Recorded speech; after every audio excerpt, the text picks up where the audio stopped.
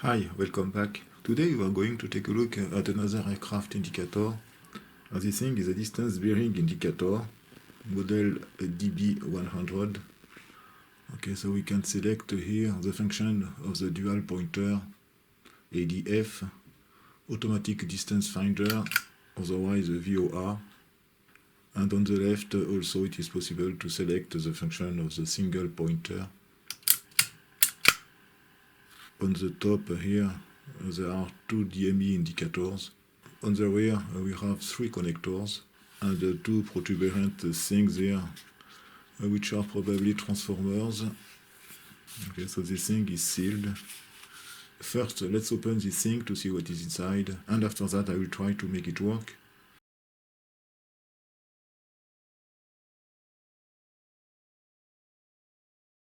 Okay, so we can see here an interconnection plate. Okay, so we have the electronic side here and an electromechanical assembly on the front. Okay, so we can see here this beautiful electromechanical assembly.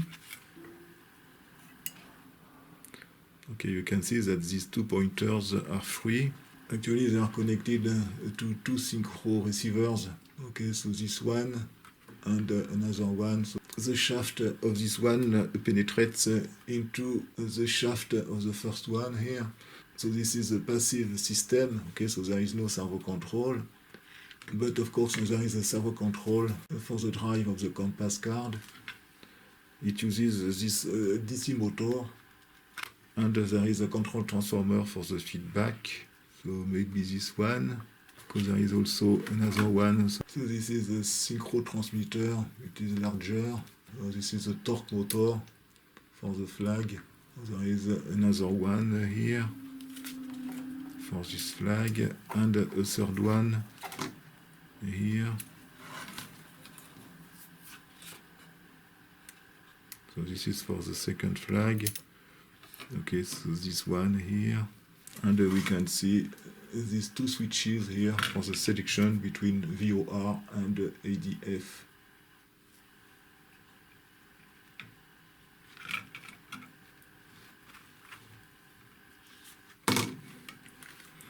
And here we have the coding wheels for the DME displays here.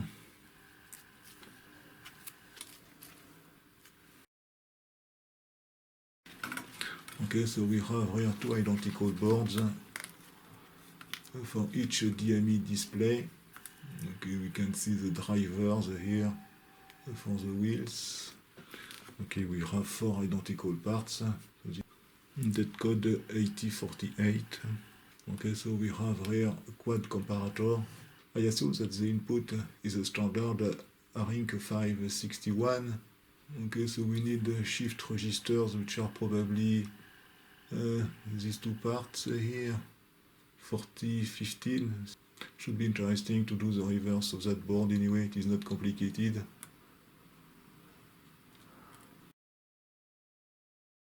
Okay, and there is also this board. So this board permits probably to drive the motor for the compass card. Okay, I will do also the reverse engineering of that board. Oh, that's interesting. Okay, we can see here this transistor. This is a 2N2432A. So this one is a Chopper transistor. So it is associated with this one. So this one is a NPN Chopper transistor. So this one should be a PNP transistor. They work together. So a Chopper transistor works in inverted mode. There is a saturation of the base collector junction. This permits to have a low VCE voltage. And we can see here these two resistors which are connected to the base of each transistor. Okay, so there is a common point here. So this chopper permits to convert the error voltage, which comes from the control transformer, into a DC voltage, which is amplified. And at the end, the DC voltage is fed to the DC motor. And we should have here a commutation at 400 Hz. And here we have two parts with 10 pins. The reference is obscure GLDA 365.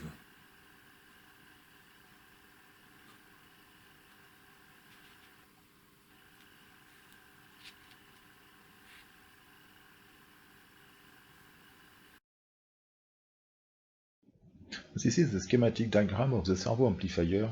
The feedback control transformer is here on the left. The stator of the control transformer should be connected to a synchro transmitter.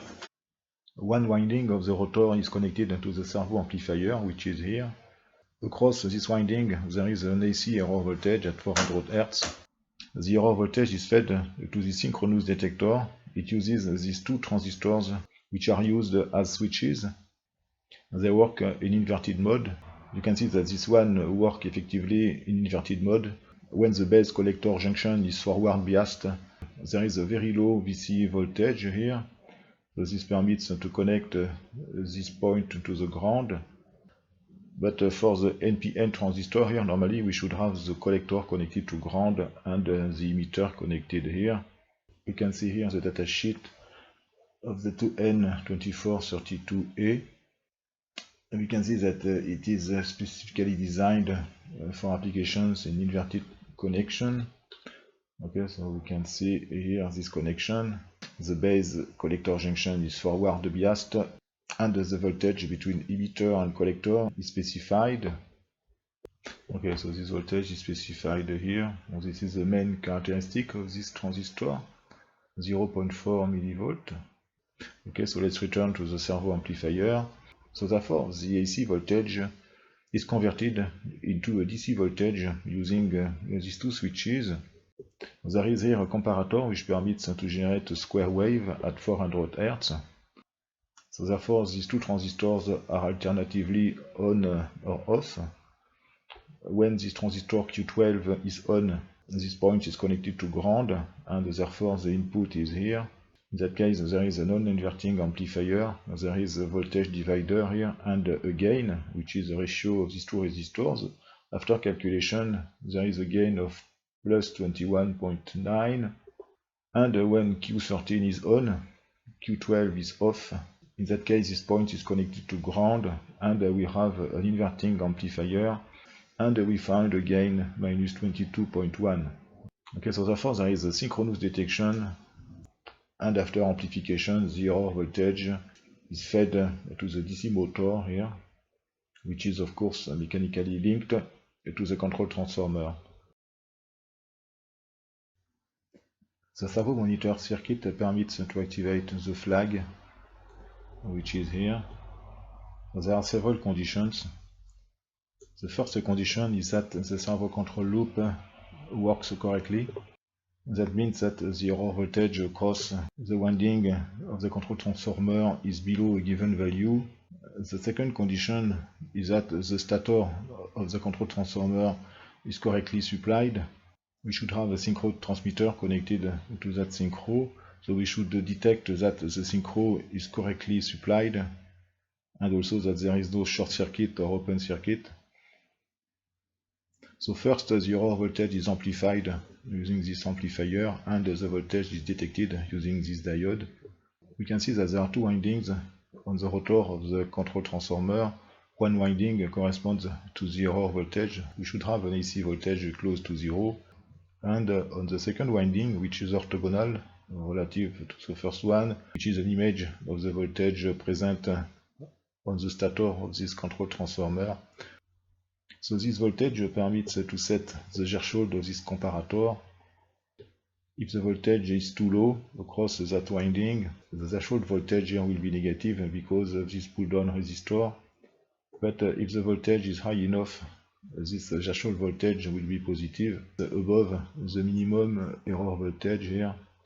Therefore, if there is a problem with the synchro here, this voltage will be negative, and the output will be at low level.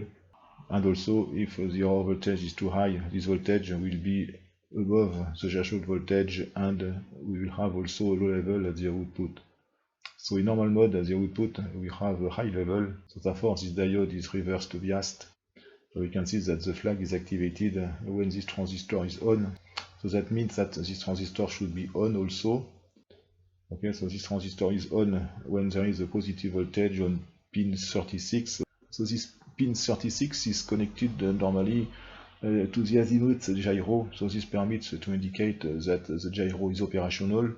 Otherwise, if the gyro is not operational, the flag is not activated. and this transistor should be off. So this transistor permits to monitor the power supply voltages. For the first test, I have connected this indicator to 3 synchro transmitters. One permits to set the compass card in the center here, and 2 others for the pointers here, the single pointer and the dual pointer. Let's activate the lighting first. And now I am going to turn on the power supply.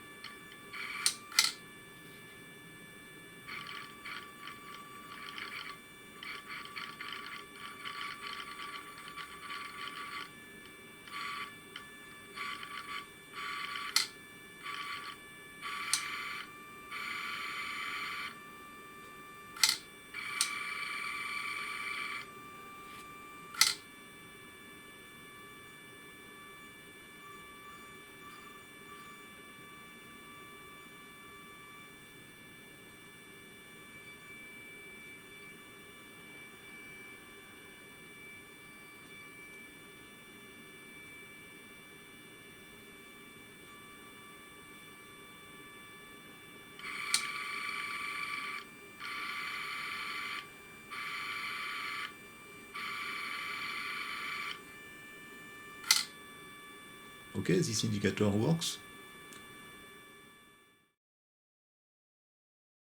The last thing to test is the DME. So we can see here the schematic of one DME board. This is a simplified ARINC 561 interface because we have only 16 bits shift register here. Actually only the 16 last bits are used. There is no label control. For the test I will use this DME generator I have designed 1 or 2 months ago. I will activate the ARINC 561 interface.